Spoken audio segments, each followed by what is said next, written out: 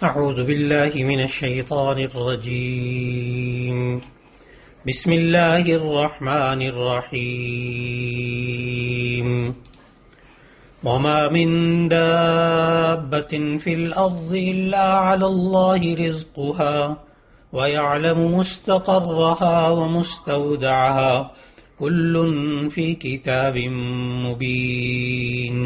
صدق اللہ العظیم۔ قرآن مجید کے مضامین کے خلاصے کے سلسلے میں آج اللہ رب العزت 12ویں پارے کے خلاصے کو بیان کرنے کی توفیق عطا فرما رہے ہیں۔ 11ویں پارے کے آخر میں سورہ ہود کا آغاز ہوا تھا اور سورہ ہود کی ابتدائی 5 آیتیں 11ویں پارے میں آخر میں آئیں۔ باقی سورہ ہود 12ویں پارے میں مکمل ہو رہی ہے۔ اس سورت کی ابتدا میں اللہ تعالیٰ نے قرآن مجید کی عظمت کو بیان کیا کہ یہ قرآن مجید اپنی آیات، معانی اور مضامین کے اعتبار سے ایک محکم کتاب ہے اور کسی بھی صورت میں اس کے اندر کوئی فساد، کوئی خلل، کوئی تعارض موجود نہیں ہے۔ اور اللہ تعالیٰ نے یہ بھی بتایا کہ اس کے محکم ہونے کی وجہ یہ ہے کہ یہ کلام اس ذات کا ہے جو حکیم بھی ہے اور خبیر بھی ہے۔ اس کے بعد اللہ رب العزت نے سورہ ہود کے اندر، جو کہ آپ کو معلوم کہ مکی صورت ہے اور مکی صورت میں عام طور پر توحید، رسالت اور آخرت کا ذکر کیا جاتا ہے، چنانچہ سورہ ہود میں بھی کتاب اللہ کی عظمت بیان کرنے کے بعد توحید کی دعوت ہے جو عقیدے کی اور یقین کی بنیاد ہے۔ پھر اللہ تعالیٰ نے 12ویں پارے کے شروع میں یہ بیان فرمایا کہ ساری مخلوق کو رزق دینے والا اللہ ہی ہے، چاہے وہ مخلوق انسان ہو یا جنات ہوں، چوپائے ہوں، پرندے ہوں، درندے ہوں، پانی میں رہنے والی مچھلیاں ہوں یا زمین پر رینگنے والے جانور ہوں۔ پھر اللہ نے فرمایا جہاں رزق اللہ کے ذمے ہے اور اس کی وجہ یہ ہے کہ آسمان اور زمین کو اللہ ہی نے پیدا کیا ہے اور جو کچھ اس میں ہے ان سب کا خالق اللہ ہے۔ پھر اللہ تعالیٰ نے فرمایا کہ جو لوگ ان قدرتی دلائل میں غور نہیں کرتے، ان کی آنکھوں پر ضد کی پٹی بندھی ہوئی ہے، وہ توحید کا بھی انکار کرتے ہیں اور قرآن کریم کو اللہ کا کلام تسلیم کرنے سے بھی انکار کرتے ہیں۔ چنانچہ سورہ ہود کی آیت نمبر 13 میں اللہ تعالیٰ نے ان منکرین کو ایک چیلنج کیا کہ اگر واقعی قرآن انسانی کاوش ہے تو تم بھی اس جیسی 10 صورتیں بنا کر لے آؤ۔ یہاں سورہ ہود کی آیت 13 کے اندر تو 10 صورتیں بنانے کا فرمایا، لیکن جب ہم پورے قرآن مجید کا مطالعہ کریں تو ہمیں معلوم ہوتا ہے کہ اللہ تعالیٰ نے قرآن کریم کے منکرین کی یہ والی بات کہ یہ تو قرآن انسان کا بنایا ہوا ہے، اس پر ایک تو اللہ تعالیٰ نے یہ چیلنج کیا پہلے کہ پورے قرآن کی مثال لانے کی کوشش کرو۔ پھر سورہ ہود میں فرمایا کہ اس جیسی 10 صورتیں لے آؤ، لیکن سورہ بقرہ کی آیت 23 میں اللہ تعالیٰ نے فرمایا کہ تم قرآن مجید کی صرف ایک چھوٹی سی صورت بھی بنا کر لے آؤ۔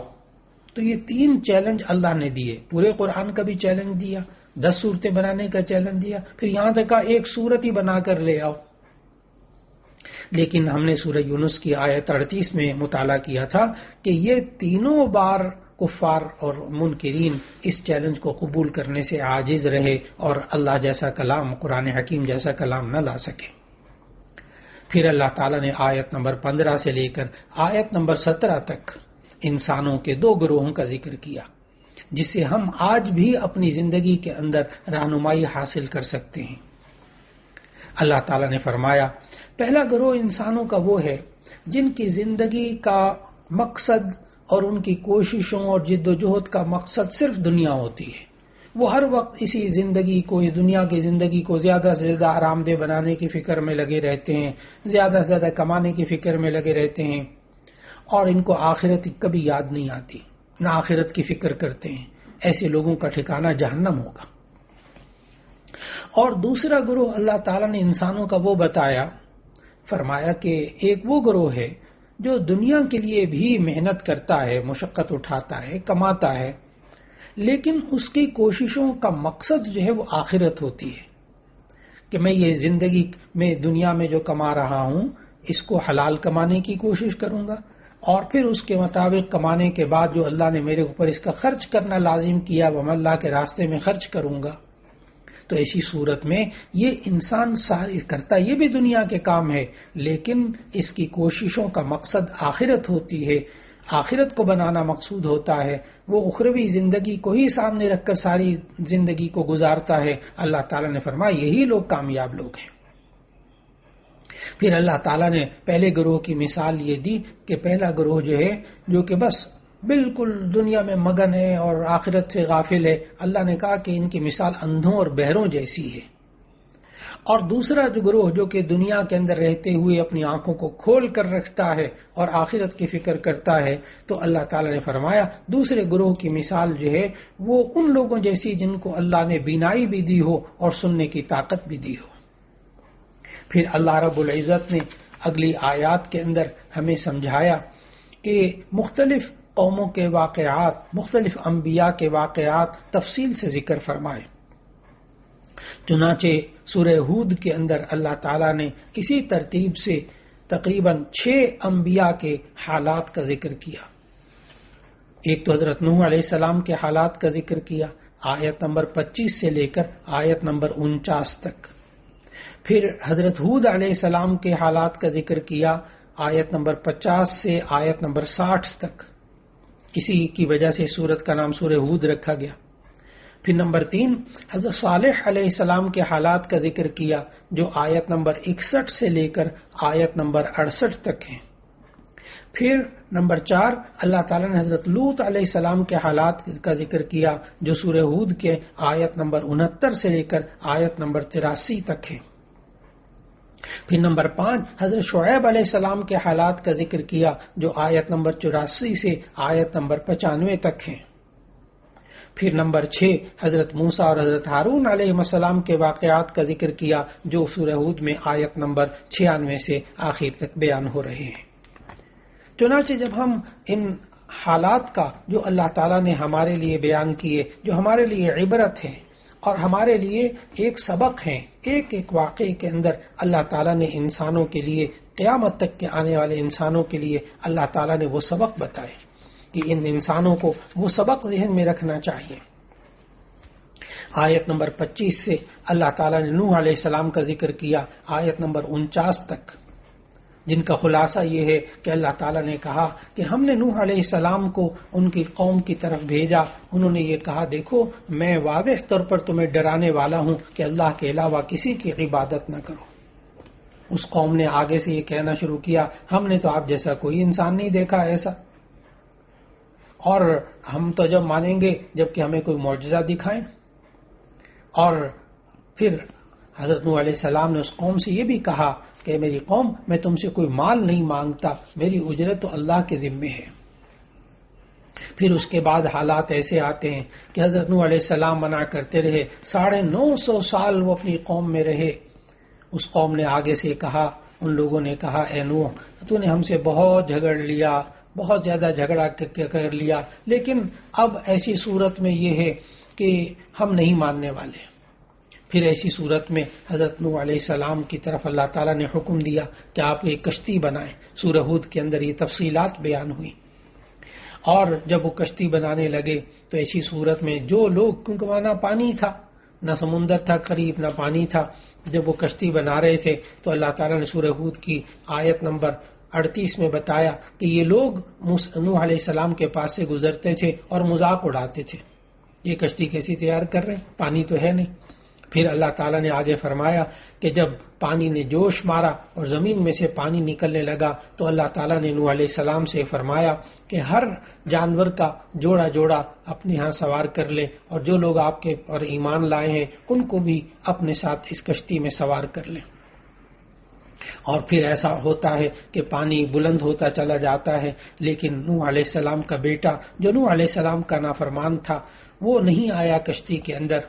حضرت نوح علیہ السلام نے اس کو پکارا بھی، یا بنی ارکب معنا ولا تکن مع الکافرین، اے میرے پیارے بیٹے تو میں ہمارے ساتھ سوار ہو جا، کافروں میں سے مت ہو۔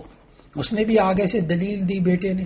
اور بتا دیا کہ نہیں سآوی الی جبل یعصمنی من الماء، میں تو پہاڑ کے پناہ لے لوں گا، بس وہ مجھے بچا لے گا پانی سے۔ اس پر نوح علیہ السلام نے سمجھایا کہ آج کے دن اللہ کے حکم کے علاوہ کوئی نہیں بچا سکتا، یہاں تک کہ وہ غرق ہو گیا، ڈوب گیا۔ پھر اس کے بعد اللہ تعالیٰ نے پانی کو ختم کیا اور نوح علیہ السلام اور ان کو ماننے والوں کو نجات دی اور پھر اپنے وعدے کو پورا کر دکھایا۔ اور وہاں اللہ تعالیٰ نے جب نوح علیہ السلام نے کہا تھا کہ یہ میرا بیٹا، اے اللہ تو اپنے وعدے کو سچا کر دکھا، تو اللہ تعالیٰ نے فرمایا نوح علیہ السلام سے کہ یہ تمہارے اہل میں سے نہیں ہے، اس کے عمل غیر صالح ہیں، اس کے اعمال اچھے نہیں ہیں، اس لیے ہے تو تمہارا بیٹا لیکن یہ نوح علیہ السلام کی قوم میں سے نہیں ہے۔ پھر اس کے بعد اللہ تعالیٰ نے آیت نمبر 50 سے ہود علیہ السلام کا ذکر کیا، جس پر اس سورت کا نام سورہ ہود رکھا گیا۔ اللہ تعالیٰ نے فرمایا وَإِلَىٰ عَادٍ أَخَاهُمْ هُودًا، کہ قوم عاد کی طرف اللہ تعالیٰ نے ہود علیہ السلام کو بھیجا۔ قوم عاد یہ بھی بت پرستی میں مبتلا تھی۔ اس قوم کو کہا ہود علیہ السلام نے کہ تم صرف اللہ کی عبادت کرو، اس کے علاوہ کوئی عبادت نہ کرو۔ اور نوح علیہ السلام نے، ہود علیہ السلام نے اپنی قوم کو ہمیشہ کی پوری انسانیت کے لیے ایک سبق سکھایا اور یوں کہا اے میری قوم تم اپنے رب سے توبہ اور استغفار کرو، وہ تم پر رحمت کی بارش نازل کرے گا، تمہاری قوت میں اضافہ کر دے گا۔ لیکن اس کے باوجود یہ قوم نہ مانی، تو ایسی صورت میں اللہ تعالیٰ نے ہود علیہ السلام کو اور ان کے ماننے والوں کو تو نجات دے دی، لیکن قوم عاد کو اللہ تعالیٰ نے پھر عذاب میں مبتلا کیا اور نیست و نابود کر دیا۔ پھر اس کے بعد اللہ تعالیٰ نے آیت نمبر 91 سے اللہ تعالیٰ نے قوم سمود کا ذکر کیا، وَإِلَىٰ ثَمُودَ أَخَاهُمْ صَالِحًا، کہ اللہ تعالیٰ نے قوم سمود کی طرف ان کے بھائی حضرت صالح علیہ السلام کو بھیجا۔ انہوں نے بھی یہی کہا اپنی قوم سے اے میری قوم اللہ کی عبادت کرو، اسی کی بات کو مان کر چلو، تم شرک سے باز آ جاؤ، لیکن وہ قوم نہ مانی۔ یہاں تک کہ انہوں نے کہا کہ ہم تو جب مانیں گے جب تم ہمیں کوئی کھلا معجزہ دکھاؤ گے۔ اس پر اللہ تعالیٰ نے وہ ناقۃ اللہ یعنی ایک اونٹنی کا معجزہ دکھایا کہ پتھر میں سے ایک اونٹنی پیدا کر دی، لیکن اس کے لیے پھر مقرر کر دیا کہ پانی کے دن مقرر ہو جائیں گے، لیکن اس قوم نے پھر اس اونٹنی کو بھی اس کی ٹانگوں کو کاٹ دیا اور اللہ کے رسول کی نافرمانی کی۔ اللہ تعالیٰ نے پھر اس پر بھی ان قوم کو اس قوم صالح پر یعنی قوم سمود پر اللہ تعالیٰ نے عذاب نازل کیا۔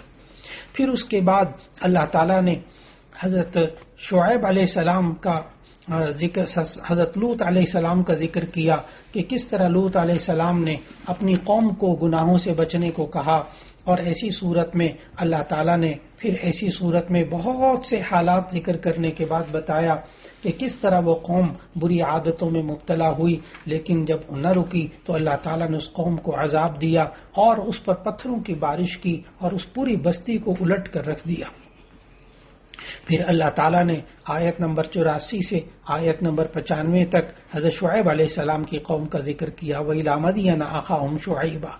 ہم نے قوم مدین کی طرف شعیب علیہ السلام کو بھیجا، انہوں نے بھی توحید کی دعوت دی، لیکن وہ قوم ایک اور بیماری میں مبتلا تھی کہ وہ ناپ تول میں کمی کرتی تھی۔ اللہ کے نبی حضرت شعیب علیہ السلام نے اہل مدین کو کہا لا تنقصوا المکیال والمیزان، تم ناپ تول میں کمی نہ کیا کرو،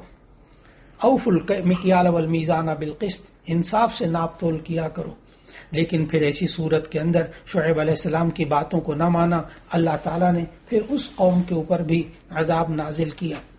پھر اس کے بعد اللہ تعالیٰ نے موسیٰ اور ہارون علیہ السلام کے قصے کو یہاں مختصراً ذکر کیا، کس طرح اللہ تعالیٰ نے بنی اسرائیل کی طرف ان کو بھیجا اور پھر اللہ تعالیٰ نے ان کو کتاب بھی دی جس میں لوگوں کے لیے ہدایت تھی، لیکن ایسی صورت کے اندر ان لوگوں نے موسیٰ اور ہارون کی باتوں کو نہ مانا اور ایک وقت ایسا آیا کہ وہ بھی شرک میں مبتلا ہوئے۔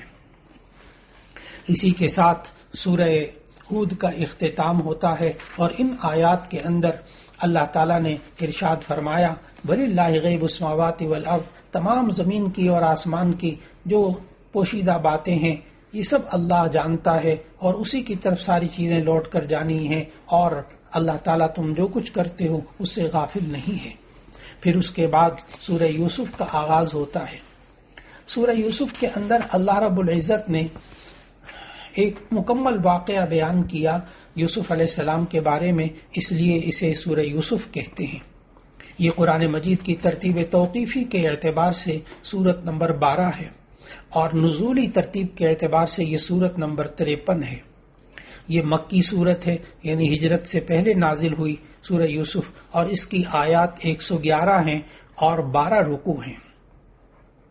اس سورت کا نام سورہ یوسف اسی لیے رکھا گیا کہ اس میں حضرت یوسف علیہ السلام کے واقعے کا ذکر ہے۔ یوسف علیہ السلام کے اس واقعے کی خصوصیات میں سے ایک اہم ترین خصوصیت یہ ہے کہ اللہ تعالیٰ نے قرآن مجید میں مختلف واقعات بیان فرمائے، لیکن وہ کہیں بھی ایک واقعہ مکمل نہیں ہوتا۔ آدم علیہ السلام کی پیدائش کے واقعات ہیں، موسیٰ علیہ السلام کے ہیں، شعیب علیہ السلام کے ہیں، قوم لوط کے ہیں، اور دوسرے واقعات ہیں۔ یہ اللہ تعالیٰ نے مختلف جگہوں میں تھوڑے تھوڑے کر کے بیان کیے، لیکن حضرت یوسف علیہ السلام کے واقعے کو اللہ تعالیٰ نے ایک ہی سورت سورہ یوسف میں مکمل ذکر کر دیا۔ اس میں پورے قرآن مجید میں اس واقعے کا تکرار نہیں، بار بار یہ نہیں آیا۔ لہذا اللہ رب العزت نے یوسف علیہ السلام کے اس پورے قصے کو جو یہاں ذکر فرمایا، اس کی شان نزول میں مفسرین نے لکھا کہ دراصل نبی صلی اللہ علیہ وسلم کے سامنے بنو اسرائیل نے ایک سوال رکھا تھا کہ یہود نے نبی صلی اللہ علیہ وسلم سے ایک سوال کیا کہ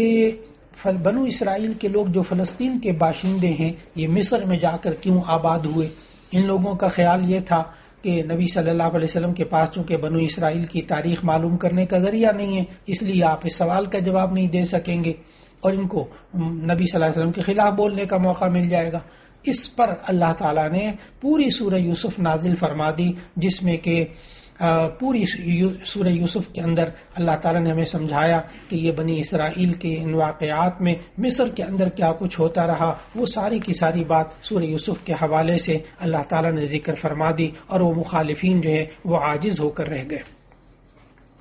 سورہ یوسف میں یوسف علیہ السلام کے قصے کو اللہ تعالیٰ نے سورہ یوسف کی آیت نمبر 3 میں فرمایا، نحن نقص علیک احسن القصص، یعنی ہم آپ پر بہترین قصہ بیان کرتے ہیں۔ اس قصے کے اندر دراصل بہت سی باتیں موجود ہیں، جس میں کہ اس میں زندگی کے، ہماری اپنی زندگی کے مختلف پہلو سامنے آ جاتے ہیں۔ اس یوسف علیہ السلام کے قصے میں آپ کو دین بھی ملے گی، دنیا کی رہنمائی بھی ملے گی، اور آپ کو اس میں توحید کی دعوت بھی ملے گی، فقہی مسائل بھی ملیں گے، آپ کو اس میں تاریخ بھی ملے گی، اس میں خوابوں کی تعبیر بھی ملے گی، اس میں سیاست اور حکومت کی باتیں اور اس کے اصول بھی ملیں گے، اور انسانی نفسیات، خاص طور پر معاشرے میں رہتے ہوئے جو عورتوں اور مردوں کی نفسیات ہوتی ہیں ان کا ذکر ملتا ہے، اور انسان کیسے معاشی خوشحالی حاصل کر لے اس کا ذکر بھی سورہ یوسف میں ملتا ہے۔ اور پھر اسی طرح انسان کے اندر جو جذبات ہوتے ہیں،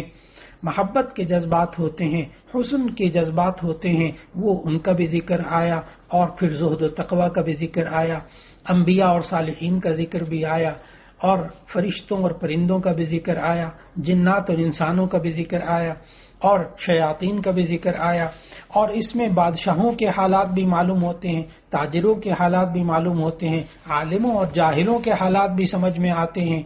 اسی طرح راہ راست سے بھٹک جانے والی عورتوں کی حیلہ سازی، ان کی مکاری اور ان کی بے حیائی کا تذکرہ بھی ملتا ہے، اور پھر اس میں عام زندگی کے اتار چڑھاؤ بھی سورہ یوسف سے سمجھ میں آتے ہیں کہ ہمیں زندگی کے اتار چڑھاؤ میں کس طرح رہنمائی حاصل کرنی چاہیے۔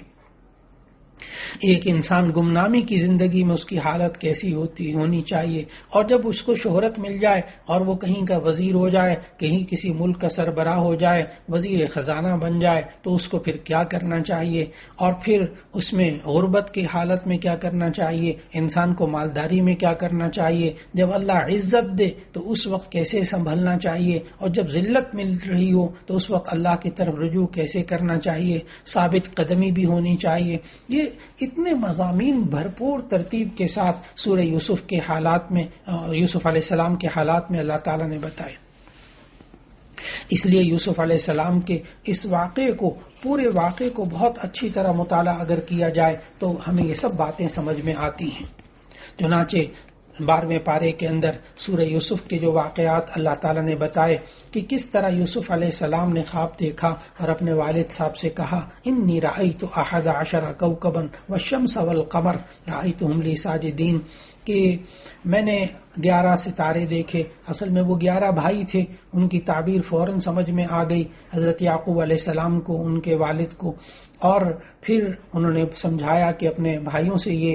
خواب نہ ذکر کرنا ورنہ وہ تمہارے دشمن ہو جائیں گے، وہ چالیں چلیں گے. پھر ایک وقت ایسا آتا ہے کہ یوسف علیہ السلام جو کہ اپنے بھائیوں میں حسن صورت اور حسن سیرت کی وجہ سے ان کے والد ان کو بہت پسند کرتے تھے. کل یعقوب علیہ السلام کے 12 بیٹے تھے، یوسف علیہ السلام کے علاوہ کل 11 تھے،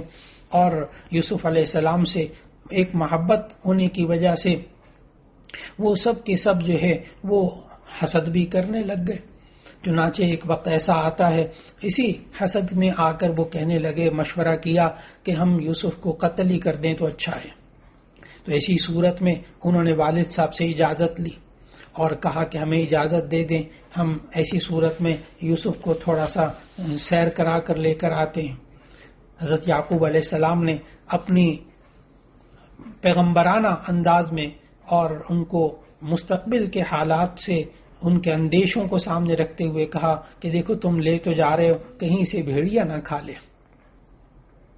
لیکن انہوں نے کہا کہ ہم سب موجود ہیں، ہم سب اتنی ساری جماعت، اتنے بھائی موجود، 11 بھائی موجود ہیں، تو کیا ایسی صورت میں بھیڑیا کہاں کھا جائے گا. بہرحال وہ جب لے گئے، لے جانے کے بعد انہوں نے یوسف علیہ السلام کے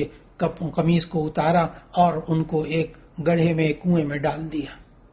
اور پھر وہ رات کو روتے دھوتے آئے. اللہ تعالیٰ نے آیت نمبر 15-16 میں بتایا کہ رات کو روتے دھوتے آئے اپنے والد کے پاس اور آ کر کہنے لگے، اے ابا جان، ہم نے ان کو اپنے سامان کے پاس رکھا تھا اور وہاں بھیڑیا ایک آیا اور وہ جو ہے اس کو کھا گیا، اور وہ اعلیٰ قمیصہ بدم کذب، جھوٹے خون کو لگا کر لے کر آ گئے. اس پر حضرت یعقوب علیہ السلام نے صبر کیا. اور پھر ایک وقت ایسا آتا ہے کہ اس کنویں میں ایک تاجروں کا قافلہ آیا. اللہ تعالیٰ نے آیت نمبر 19 میں بتایا کہ ایک قافلہ آیا تاجروں کا، اس نے ڈول ڈالا اور اس میں سے وہ یوسف علیہ السلام کنویں سے نکل آئے. بہرحال اس آگے جا کر یوسف علیہ السلام کو چند دراہم کے بدلے میں بیچ دیا گیا، یہاں تک کہ وہ مصر میں آئے اور مصری کے اندر وہ جو عزیز مصر تھا اس کی بیوی کے ساتھ آگے واقعات کا ذکر کرتے ہیں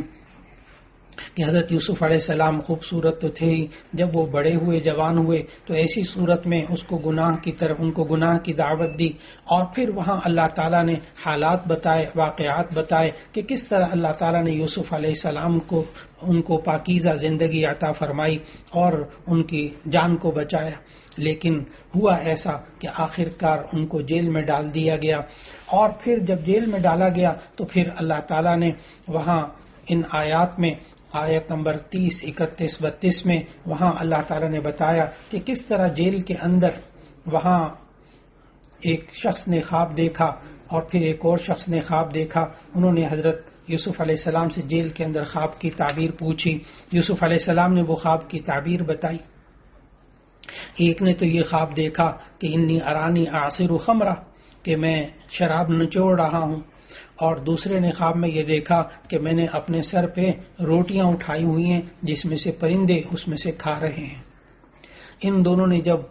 حضرت یوسف علیہ السلام سے خواب کی تعبیر مانگی تو حضرت یوسف علیہ السلام نے خواب کی تعبیر بتائی اور فرمایا کہ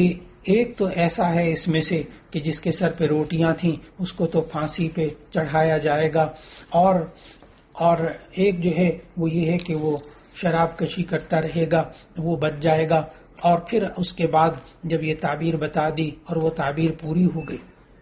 یہ دونوں نوجوان جیل میں سے نکلتے ہیں. وہ جو نوجوان قیدی جیل سے رہا ہوا تھا، پھر وہ ایک دفعہ بادشاہ کے آیت نمبر 43 کے اندر 44-45 میں اللہ تعالیٰ نے واقعہ بتایا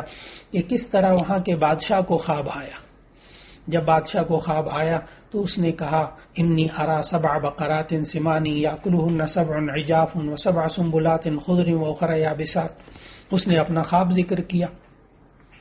کہ کس طرح میں نے خواب میں دیکھا کہ 7 گائے ہیں اور وہ 7 گائے جو ہیں وہ کس طرح کھا رہی ہیں. تو ایسی صورت میں جب وہ خواب کا ذکر کیا تو لوگوں نے کہا کہ یہ ویسے ہی آپ کے معدے کی خرابی اور یہ رات کے ویسے جھوٹے خواب ہوتے ہیں. لیکن وہ جو بچ گیا تھا ان دونوں میں سے ایک، اللہ تعالیٰ نے فرمایا اس نے ذکر کیا کہ جیل میں ایک قیدی ایسا ہے کہ جس نے مجھے بھی میرے خواب کی تعبیر بتائی اور میرے ایک دوست کو بھی بتائی تھی. وہ دوست کے ساتھ تو بالکل ویسی خواب کی تعبیر پوری ہوئی، میرے ساتھ بھی وہی خواب کی تعبیر پوری ہوئی. تو مجھے اگر اجازت دیں تو میں وہاں اس قید خانے میں جا کر اس سے یہ پوچھوں یہ تعبیر. چنانچہ اس کو یوسف علیہ السلام کو بلایا گیا اور پھر اس کے بعد وہ سارا کا سارا خواب بادشاہ کا ذکر کیا.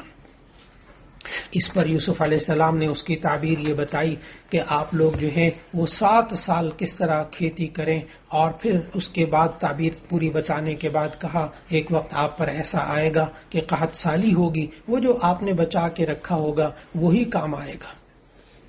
یہاں تک کہ پھر سورہ یوسف کے 12ویں پارے کے آخری رکوع کے اندر اللہ تعالیٰ نے بتایا کہ ایک وقت ایسا آیا کہ یوسف علیہ السلام کو جب بلایا گیا تو پھر ایسی صورت میں وہ خواتین جنہوں نے یوسف علیہ السلام پر تہمت بھی لگائی اور حالات پیدا کیے، انہوں نے آ کر اقرار کیا اس بات کا کہ یہ ہم سے چال چلی گئی تھی ورنہ یوسف پاکیزہ تھا. پھر اس کے بعد یوسف علیہ السلام کے اس کے بعد کے حالات جو ہیں وہ 13ویں پارے میں انشاءاللہ العزیز بیان ہوں گے. اللہ رب العزت ہمیں ان واقعات سے اپنی زندگی کے اندر خوب سبق حاصل کرنے کی توفیق عطا فرمائے، اور سورہ یوسف کے اندر خاص طور پر جو اللہ تعالیٰ نے معاشرتی حالات اور ملکی حالات اور ان کی تدابیر کے جو طریقہ یہ بتایا کہ جو بندہ اپنی زندگی اللہ کے حکم کے مطابق گزارتا ہے اللہ تعالیٰ اس کو حالات تو آتے ہیں